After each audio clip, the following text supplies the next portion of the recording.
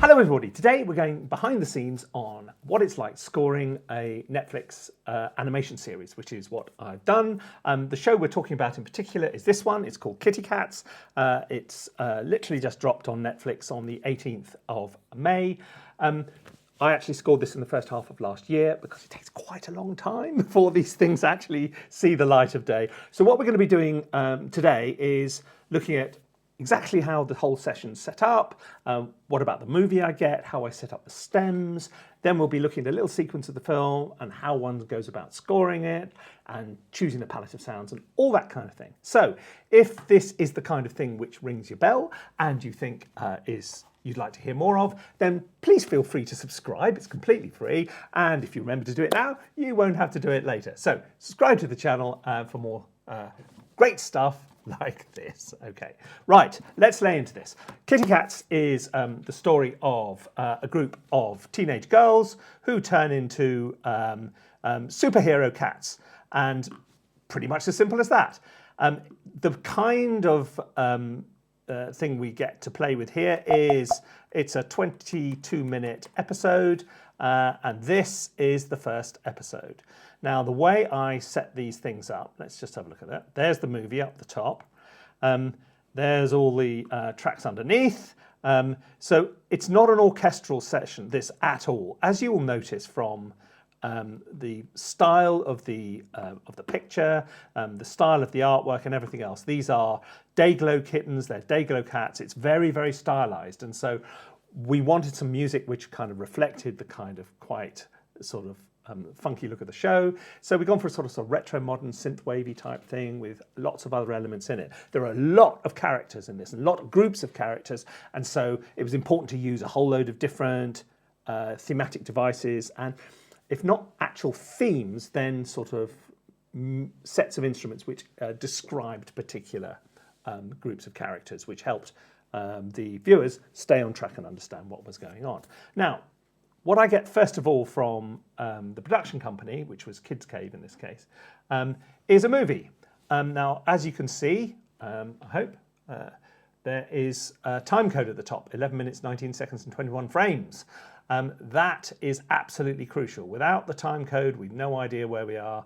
And when they give you notes and things like this and say, I really didn't like, there's no point in anybody saying to you, I really didn't like the little bit after the cat sort of meowed. That could be anywhere. So they say, okay, 11, 19, 21, I think that stings a bit cheesy. Can you change it? Yes, of course I can. Now, this is pretty much fully rendered animation. You can see it looks pretty much like it's going to go out on television. What I normally get to start working with, though, is something a lot lower res than that. Well, not lower res. It's just got no shading. It's got no backgrounds and things like that. So it's a sort of one up from an animatic and a wireframe, really. And it's so you can see exactly what's going on. It's locked for time, so you know that the actual action is not going to change. So you can start scoring to that. You just have to use a little bit of imagination, because sometimes some things which are going to require visual effects, you know, like when there's going to be a huge sort of you know, whoosh or something like that, they get rendered down. Here we go. Look, here's an example of the goddess. Who's going to be a big, shiny, incredible thing, is just a sort of looks like some kind of weird vegetable. But yeah, you have to use your imagination when you're working in animation quite a lot of the time. Now, here we go. So I personally, and I think most people in my side of the business do this, lay up the whole episode in one go. So we're not dividing this into individual cues. It's just the whole thing goes in one go. It's 22 minutes. And a 22-minute episode will take about just under 2 weeks to score. So if it's a 10 or 11-minute episode, you do that in a week. And that's fine. That's sort of par for the course. And what you do is you overlap episodes. So you'll do episode 1, and while people go away and give you notes, you'll start episode 2. So you do episode 2, then you get the notes back from episode 1. And so the whole thing rolls through. So, but some of these shows go on for like 23 episodes. That's going to take a long time. You know, that's a whole year's work. So it becomes more like an an ordinary sort of go-to-work job rather than a sort of project. And so people go on holiday, people get sick, you know, and send each other birthday cards. It's fun. Actually, you get into the groove of the thing. It's really fun. But when you're starting a show like this, you have to get the sound of the show, and that's quite important. So you are led by, obviously, the brief you get from the production company. You're led by the graphic style of the film, and you know, you're trying to complement what's going on in the picture. Let's have a look at my palette of sounds, therefore, to start with. Now, as you can see, here we go. Look, up the top, we have the movie. Then immediately under that, we have the stems, which is where all the music gets split out into different sections. And there's a stereo mix down there. I'll come back to the stems in a minute. But normally on a sort of superhero show, you might well have sort of all these stems down the side here, split out like you know, orchestral things. But this is not obviously an orchestral arrangement. So there's sound effects and sound design. There's a whole load of tracks there for that. Egyptian, the baddie in this is an Egyptian goddess. So there we go. We got a whole load of ney flutes and all kinds of other bits and pieces going on in there. Then loads of drums, loads of synths. Then some specific instruments for specific things which happen in the show. Guitars, bass, you know, and a small number of acoustic instruments.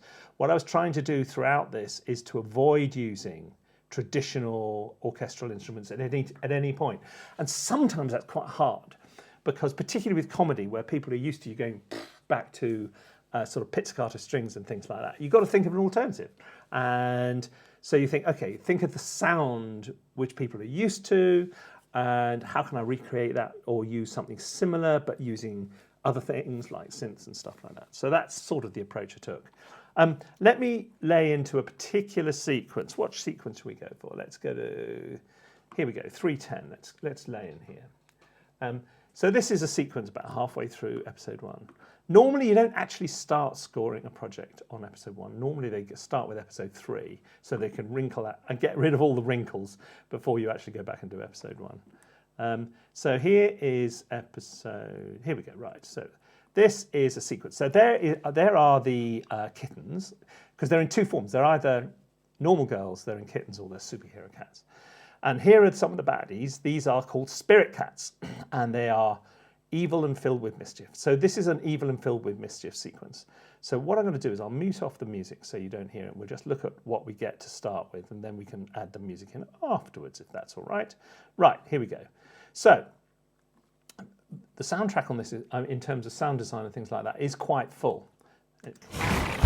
Get off! Oh, hang on, sorry. There was some music in there. Let's get rid of the music. Oh, there we go. That's it. Right, here we go. Get off my car! It's those cats from the museum! Go on! Scat cats!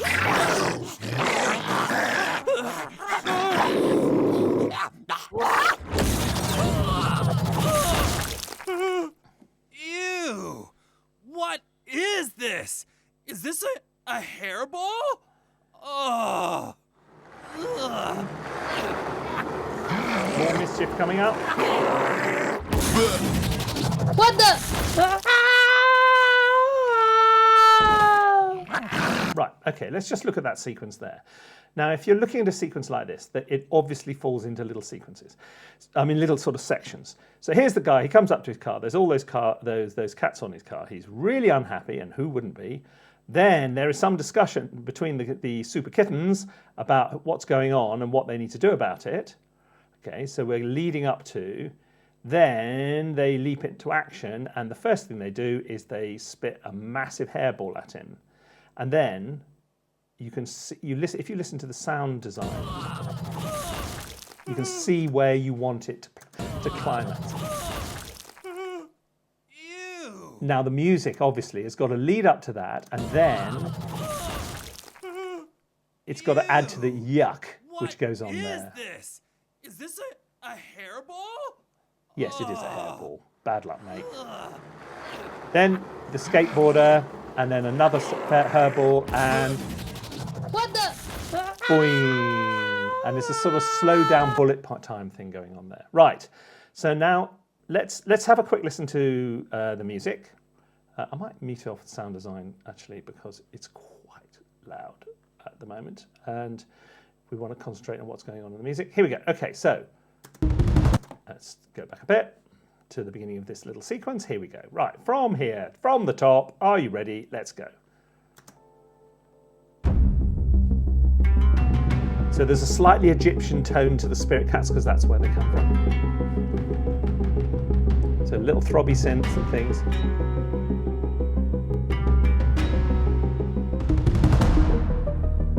So there's a hit point there. So we got the guitar underline the yuckness of it. And he does the spit, and we go into bullet time. Now, how we got all that in sync, actually, it all sort of felt rather nicely, to be absolutely honest. What I tend to do most of the time, I don't mess about with the tempo if I can possibly avoid it. I mess about with, we set a tempo here which is right for the scene, something which feels about right. We're not looking for something super fast. This is not traditional action, breathless action. So look, what we're doing is we're swapping around meter changes. So, oops, sorry, can you see that? There we go. Hang on, I'll go back to full screen. It's probably easier, isn't it? So there we go. So we got a bar of 3/4, 2 bars actually. 1, 2, 3. 1, 2, 3.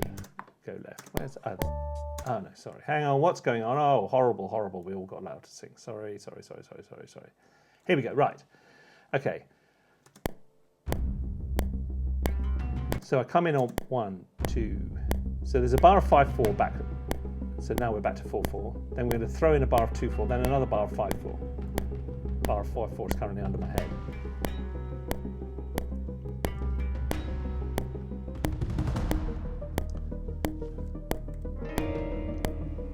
So that little bar of 2/4, you just don't notice it. Coming up for a bar of 5/4, you're going to notice this. Now we're back in sync again. Now, the interesting thing, when you do little hits like that, because they're going in as audio, you can stick them where you like. In other words, if you want something which is slightly, you can see in there, that stem there, the actual hit is not on any particular beat. It's designed to hit a particular point. So you go bonk, etc., and there it all works out. So then, as this all mixed down, we have stems. What stem, for those of you who are not familiar with this concept, what we're listening to is the stereo. If I split it out into the stems, they're all, so you put different instruments on different. Okay, what have I got going here? Okay. Oh, they're all on. Okay, so I'll just build it up. That'll be the easiest way of showing you. The idea is we split it out. So we got that little, the Egyptian ching on the top, a throbby synth, some percussion.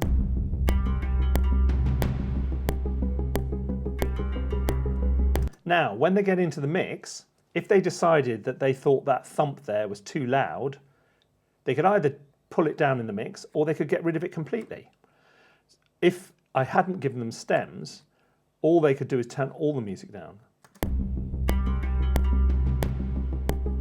So it gives them a lot of control over the balance of the thing. Because as you can hear from the sound design at the top, there's a lot going on, you know. Oh my God. It's all kind of kicking off right, left and center. And so trying to get the thing to sound really good as a final mix is a real challenge. So you've got to balance all the sound design against all the music, against all the dialogue, so everything's audible and everything has a place, and etc., etc., etc. And so that's why stems are really, really useful. This is quite a simple setup. We've got 6 stems here. Actually, in the final event, because this was only episode 1, when I actually went on to to finalise this episode and others, what we did is we went on to 2 sets of stems, an A set and the B set. So in other words, we could divide it into, so you'd have this and then a completely duplicate set of that. So I'd do one cue which I'd put on set A, and then when it got to the end of the cue, about there, I just swap onto set B. So I can still do this thing of scoring all the way through in one go, but I can, instead of, I can swap around so that they're able to take out whole cues if they so wish. Right, let's have another look at a different part of this. How about...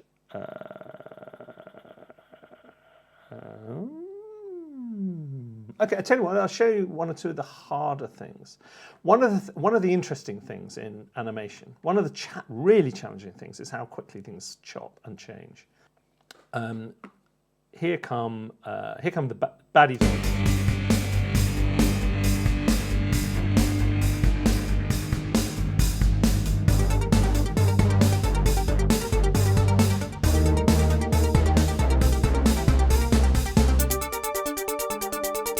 This is quite hard sometimes. When you're going into an action sequence and suddenly the action gets pulled in order to have a bit more dialogue, you've got to be able to pull everything back. Over there.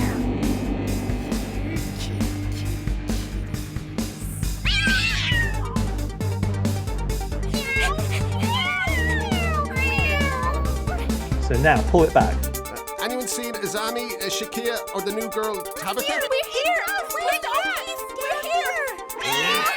We're here. Cats! I'm allergic. Shoot! Go away.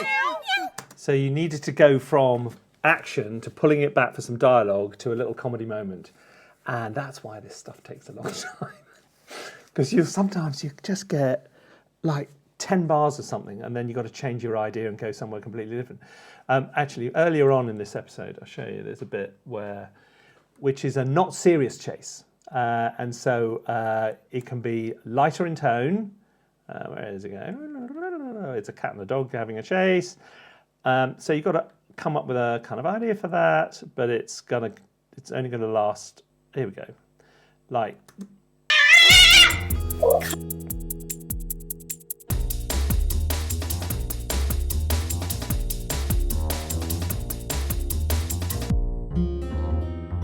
Eight bars or something, So I've got to sit there. I kind of find the loop and kind of try and think, how am I going to do this, and what's going to make it sound, interesting and fun in the style of the show, without being serious chase, because obviously there's no peril. It's just kind of cat and a dog chasing each other.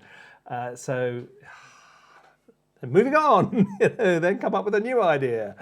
Oh Lord, yeah. So it can be really hard work. This stuff. Now here's an interesting example.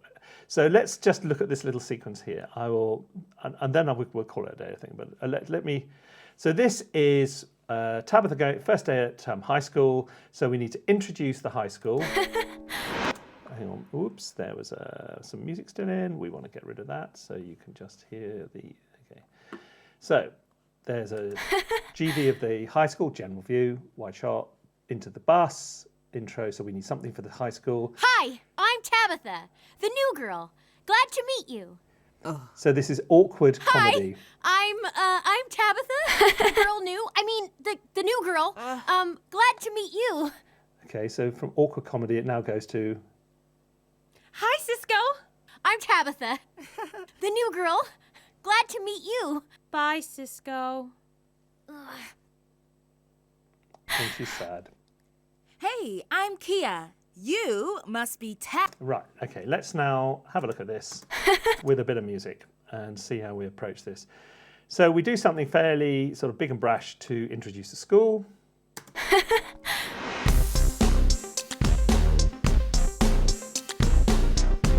Then pull it back. I'm Tabitha, the new girl. Glad to meet you. Hi, I'm Tabitha, the girl new. I mean, the new girl. Disappointed glad sting. to meet you. Sad chords. Hi, Cisco. I'm Tabitha, the new girl. Glad to meet you. Bye, Cisco. So those three chords I've used quite a lot when I just want to say sad, because it's a repeating theme. So it's very subtle. It's not really a theme, is it? Okay, so it is a character theme. This girl is up herself, to put it mildly, and so she has a kind of Oh, Well, you hear it. is your aunt. Ew, what's that stink? Smells like cows or pigs. Ooh, must be the new girl. Yup, smells just like a farm. You know she used to live on a farm. Not a farm, a wind farm. Nice lip gloss, tech nerd. Here, fix this, will you? So there you go. So there's the character theme. Really simple. Just identifies her. Dun, dun, dun, dun, dun, dun, dun, dun, dun, and thus it rolls forward. And once you get going with a show like this, you start building up more and more assets. So, for example, we got, when we get a sound library, we've got favoured beats which we like, we got stings and stem and stuff. You know when that kid fell off the skateboard? So I spent a morning doing a whole load of these bullet time. Different approaches to that, because that kind of thing happens quite a lot in this show, so I don't have to do them all the time. Likewise, downwards, down.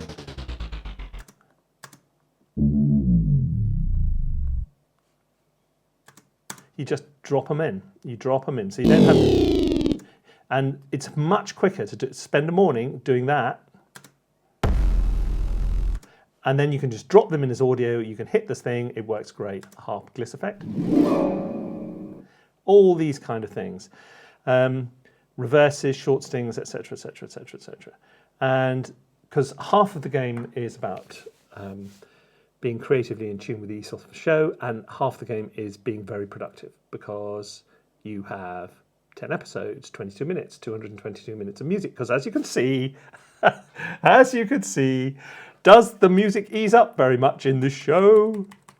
How many gaps are there? Little tiny ones every now and again. But look, just look down the bottom here. It's pretty much wall to wall from beginning to end.